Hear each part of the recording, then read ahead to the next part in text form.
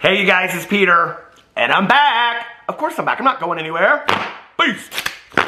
Peekaboo, I see you because I'm YouTube famous now. Available in 2021, the album, Dad, AF, Rock on Gold Dust, Woman.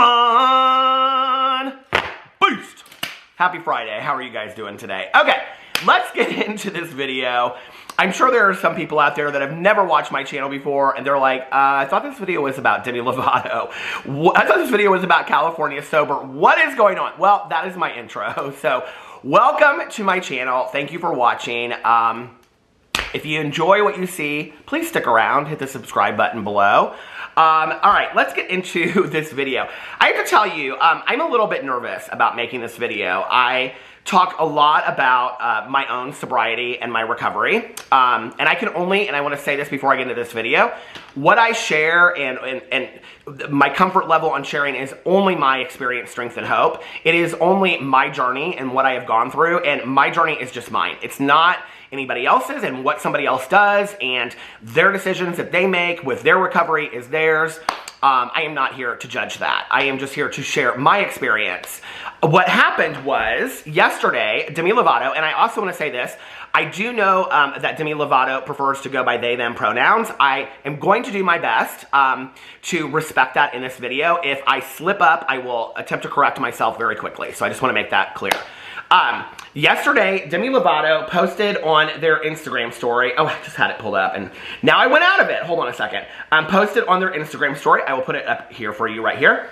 I no longer support my California sober ways. Sober is the only way to be. And I started getting tons of messages about this, and I think it's because I'm sober and I'm in recovery. I have been sober for 26 years, 11 months, and I don't know how many days at this point, but my sobriety birthday is December 17th of 1994. We do not borrow time in sobriety. If I should make it to December 17th of 2021, I will have been continuously sober for 27 years. And that means no alcohol, no drugs. So anyway, and I work a 12-step program. I have a sponsor. My sponsor has a sponsor. I have a home group. And I am very active in a 12-step program. And so, for me, when I hear the term California Sober, I don't really know what to do with that. Because I'll be honest with you, like, that term for me wouldn't work. That's not a word for me that I think would... I just don't think that that kind of idea or that thinking would work. And I think it's important. And I just did a video the other day on my Peter Does Stuff channel, and I think I titled the video something like, Do I Matter? And I went in there and I talked about my history with drugs and alcohol and my use history and things like that. And I talked in there at length about how bad my use was at the time that I got sober. I did not choose to go into treatment. I was told I could either go to treatment or I could go to jail. And like any good addict, I picked treatment. Why wouldn't I? And at that time, just to be completely transparent, I was using pretty much almost everything across the board. If you like to hear some of these stories, I talk at length about them in my vlog on a pretty regular basis. Also on my Peterisms channel, I talk a lot about recovery and just my sobriety and recovery over there, and I read recovery meditations. But at the time that I quit using, I was drinking about 1.5 fifths of Jack Daniels a day. I was drinking 4 to 6 40-ounce malt liquors because I loved malt liquor. I was drinking beer all through the day. I was smoking a lot of marijuana, like all day, every day. And I was using a lot of different pills. And I was also using, I was snorting cocaine and using crack cocaine. So needless to say, I was a garbage pail of drugs and alcohol. I do believe, and I have said this extensively, I think it's so important in our country that we destigmatize addiction and mental health, and I think it's really, really important that we talk about it. I cannot tell you how many funerals I have gone to where people have passed from overdoses, where there is a shame attached to that, or there is a shame with the family that is attached to that they didn't do enough or whatever. And, you know, I am somebody that believes in the disease concept of addiction. The American Medical Association has identified that that addiction is a disease because it has identifiable signs and symptoms. It is progressive and it is fatal if it is untreated. So that is the American Medical Association's diagnosis of addiction as a disease. I don't argue with people about that today because I just feel like, what's the point? Today, I just like to share my story and try to maybe just extend some hope out there to anybody that's out there. And like I said, my story is just one story. To be honest with you today, at almost 27 years sober and 49 years old, I don't really care what people do to get sober or whatever they're doing to get off certain drugs, as long as they are not dying. I do not want one more person to unnecessarily die from addiction anywhere in the world, not just our country. And the United States right now is called the United States of Addiction. I think it's every 7 to 9 minutes, an opioid addict dies in our country of an overdose, which is, I mean, while I'm making this video, we're at 6 minutes right now. So somebody has just died probably in the course of the time that I have filmed this video, which is just so sad to me and so tragic. And, you know, we're not just talking about some far-off person that has no connection to the world.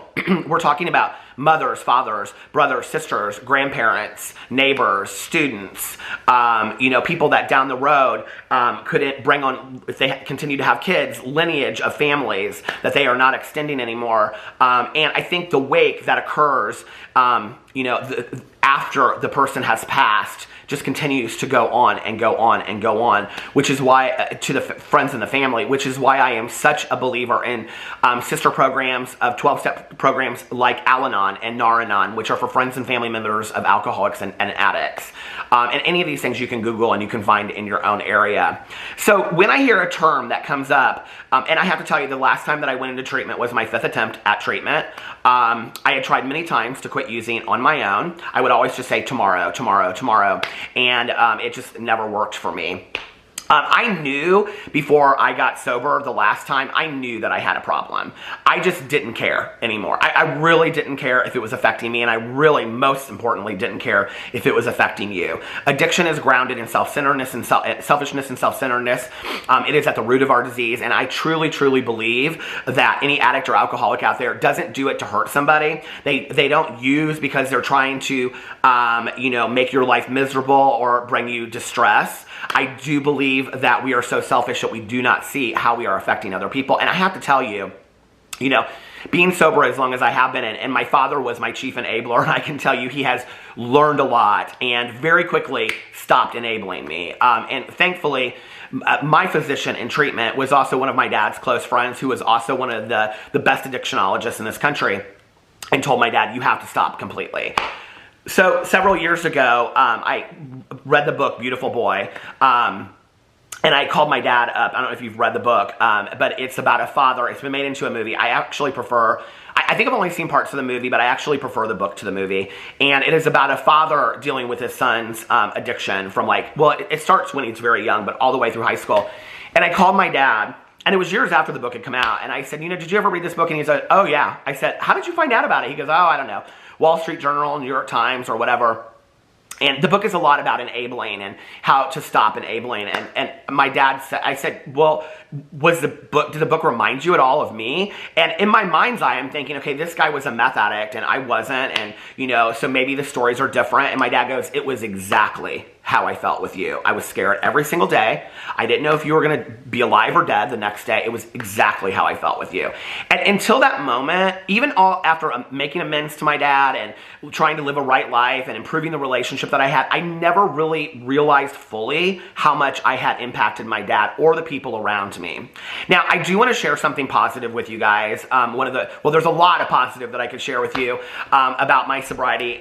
You know, one being that, you know, they told me when I got sober that if I usually cry when I tell this part because I say this a lot, but they told me that if I did what I was told and put one foot in front of the other and just did not drink or drug one day at a time, that I would not that anymore. I would improve relationships in my life and I would get my family back. What they didn't tell me was that I would find the greatest, best friend that I had ever had in my entire life, and today I have that, and she is my heartstone, and I have been through everything with her for the last 24 and a half years, and it is a blessing.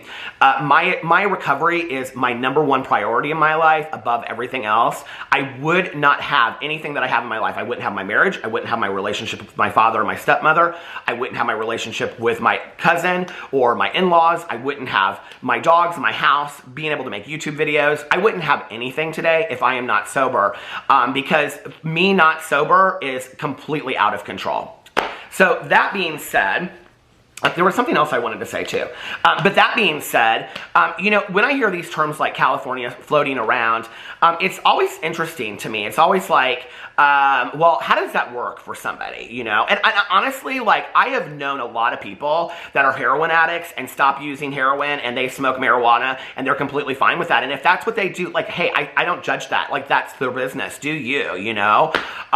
You know, and I know other people that just cold turkey quit. For me, the reason why a 12-step program has worked in my life is because what you realize about addiction is that addiction really is not about the substance, okay? The substance that you are using is but a symptom of the disease. So once you put the substance down, it's really about working on yourself after that and finding out, cleaning up the wreckage of your past, finding out why you've done these things, finding a higher power if that is important to you, and turning your life over to that and trying to live a right life and be a good person, and being of service to others. And so, you know, for me, it's not even about that. I was actually talking about this in my vlog last night, that if you look at any 12-step program, pick any 12-step program out there, Narcotics Anonymous, Alcoholics Anonymous, Cocaine Anonymous, Marijuana Anonymous, Heroin Anonymous, Overeaters Anonymous, Gamblers Anonymous, any 12-step program out there, what you will find is only the first step out of 12 has anything to do with the substance, period. The rest of it is about us. It is about who are we when we put the substance down. And that is what emotional sobriety is. Emotional sobriety, which I have been working so hard on the last couple years, is who am I when I no longer have this substance in my life? Like, who am I? You know, because there's a lot of people that stop using and then they're nasty and hateful and sad and they have all this stuff going on. Which is why I'm a believer that for me, the only thing that will work is a 12-step program. So, and at times I've also had to go to counseling to work on what we call outside issues. And those are things that you can't necessarily work on in a 12-step program, you know, because it's not, like, you don't fix marriage counseling in a 12-step program. So you go to counseling for marriage, right? Okay, I wanted to say that. The other thing I wanted to read on here to you guys was that I did notice that one of my friends had reposted Demi Lovato's statement and put underneath here, great revelation, and this is somebody that's sober, great revelation, less offensive and potentially dangerous use of their platform. Okay, and then says something else. And, you know, I think that's interesting that that's the attitude that I think a lot of sober people are having right now. And here's the thing, is that when you are somebody on that level that is saying, like, this is a program that you should use, it can be dangerous to people out there that cannot replace some substances for others. So let me explain to you what California Sober is. And I wanted to go in and actually read an article to you guys from an addictionologist on what California Sober is. So I looked it up, and this is from the Cleveland Clinic, which is one of the most, you know, the highest, what's the word I'm looking for? Has one of the highest reputations medically in our country. And it says, what is a California Sober approach to substance use? An addiction specialist weighs in on the rising trend of semi-sobriety. And it goes in here and talks about people cutting down on alcohol. More and more people are experimenting with cutting out alcohol from their lives, or at least cutting back. The California Sober approach is creating a buzz among celebrities and regular people alike. Psychiatrist and addiction specialist Akil Anand, MD, explains what California Sober is all about. Okay, there's no official definition for this approach to substance use. The term is ambiguous and kind of a misnomer, Dr. Anand says. After all, you're not sober if you're still using mind-altering substances.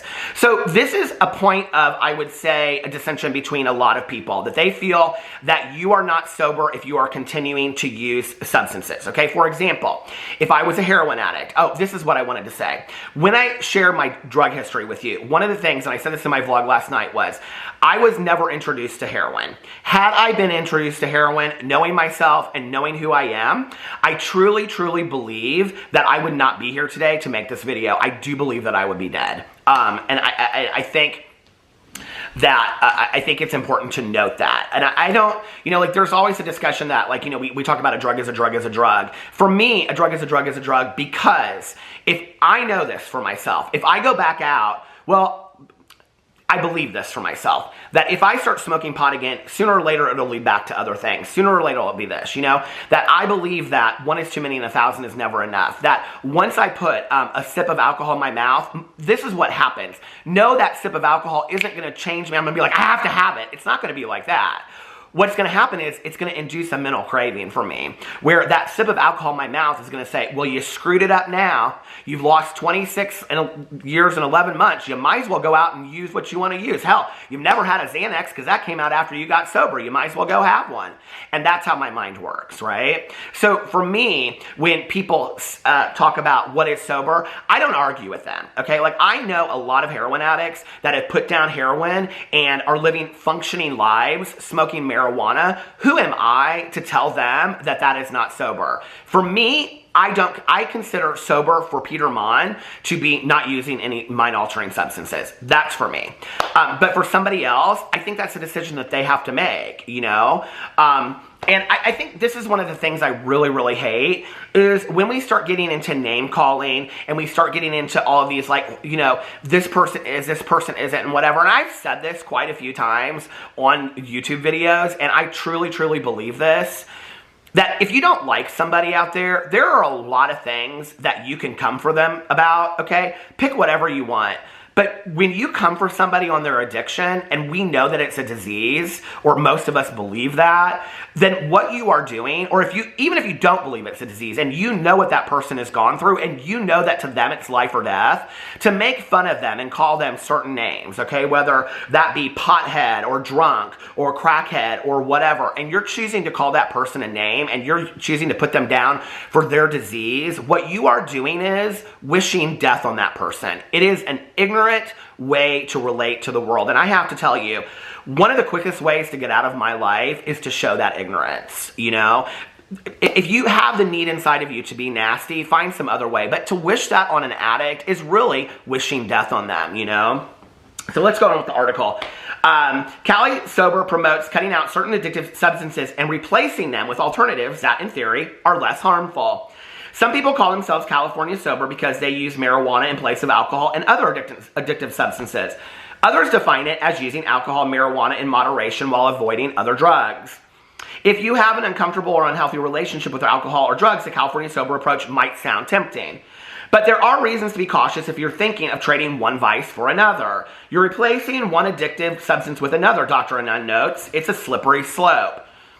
California Sober, is marijuana actually a safe alternative? And it goes to this whole thing talking about, I just trimmed my beard, so my beard is like rubbing up against my nose. It's driving me crazy. California Sober, is marijuana actually a safe alternative?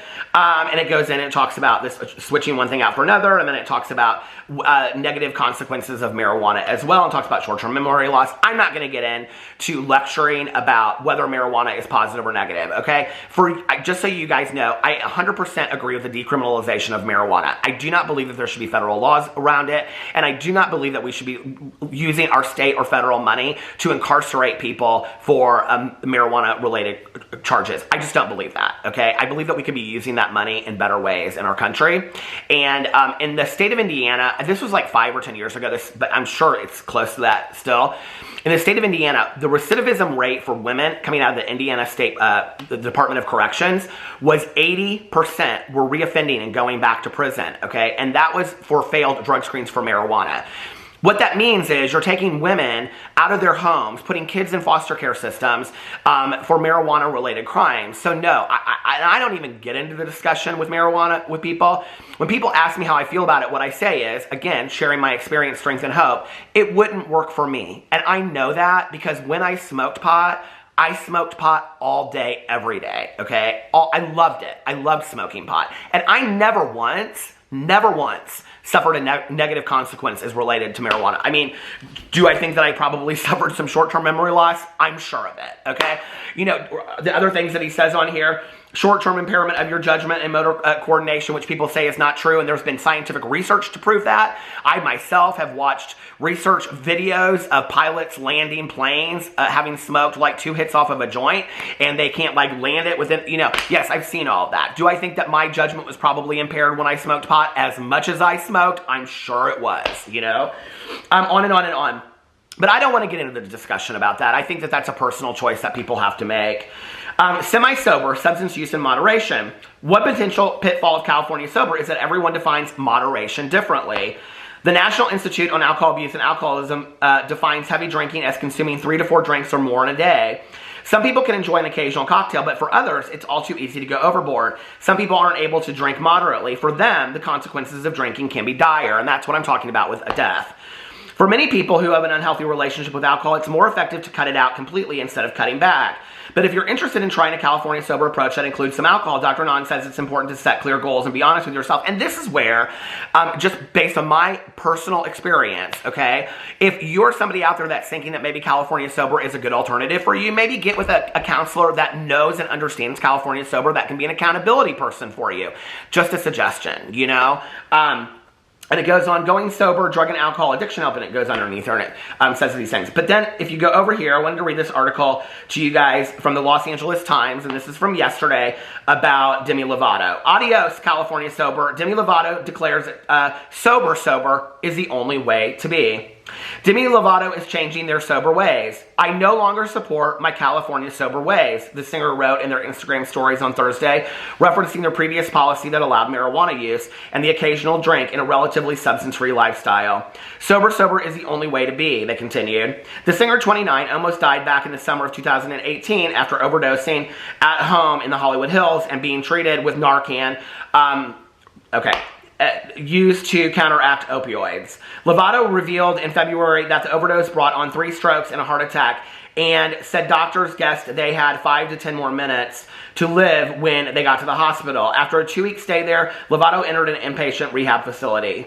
The singer said in March that they struggle with tinnitus, can't drive, and see a person's mouth or nose when looking at them directly. In that same interview, Lovato told Glamour that an all-or-nothing approach to sobriety in the wake of their overdose wouldn't work because they were trying to recover from an eating disorder and taking sobriety simultaneously. The singer left the door open to having a drink or smoking marijuana, okay? When I ignore and deny myself of my truth, I get angry and I overflow, and I make choices that are really bad for me, Lovato said. If I look in the mirror and present the mirror with something I'm not, it will shatter. No further detail was available Friday about Lovato's newest comment. So this is what I think about Demi Lovato and the California sober. In all complete, transparent honesty, I wish Demi Lovato the best. I really, really do. I hope that Demi Lovato finds something that is working for them. And I actually talked at length about this last night in my vlog, knowing that I was probably going to sit down here and make this video today. But I started talking about it, and what I said is, for me, I do believe that there are people out there that probably are not chemically dependent alcoholics and addicts that California sober will work for, okay? For me, as an addict, and I know, this is where I say that I believe that I am, right?